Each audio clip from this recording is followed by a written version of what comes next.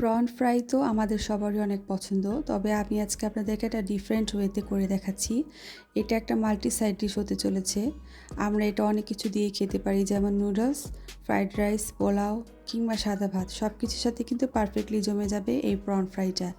এখানে আমি সবার আগে চিংড়িগুলোকে কেটে পরিষ্কার করে নিয়েছি, তারপর এখানে 2 কোয়া রসুন গ্রেট করে দিয়ে দিচ্ছি।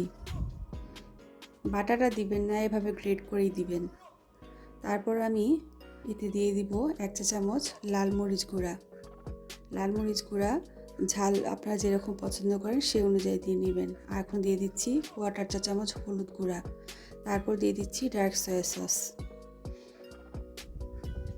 পারফেক্ট টেস্টটা পেতে হলে আমি যে ইনগ্রিডিয়েন্টসগুলো দিয়েছি সবগুলো আপনারা অবশ্যই দেওয়ার চেষ্টা করবেন। এখন দিয়ে দিচ্ছি চিকেন পাউডার। সব কিছুকে আমি এখন খুব ভালো করে মাখিয়ে নিচ্ছি। মাখানো হয়ে গেলে প্রনগুলোকে আমি 20 মিনিটের জন্য ম্যারিনেট করার জন্য রেখে দিব।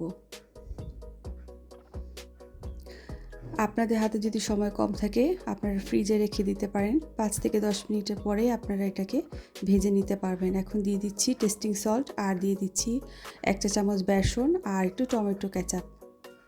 তারপর এগুলোকে আমি খুব সুন্দর করে মাখিয়ে নিচ্ছি। এখন জাস্ট ভেজে নিলেই তৈরি হয়ে গেল আমার প্রন মশলা ফ্রাই। খুবই ইজি বানানো, আপনারা যে কেউ বানাতে পারবেন। আর এইগুলোকে একটু কড়া করে ভেজে নেবেন, কড়া করে ভাজলেই এটা আসল স্বাদটা পাবেন। ভিডিওটি ভালো লাগলে লাইক কমেন্ট শেয়ার করবেন, আমাকে সাপোর্ট করবেন, আমার পাশে থাকবেন। সবাই ভালো থাকবেন। আল্লাহ হাফেজ।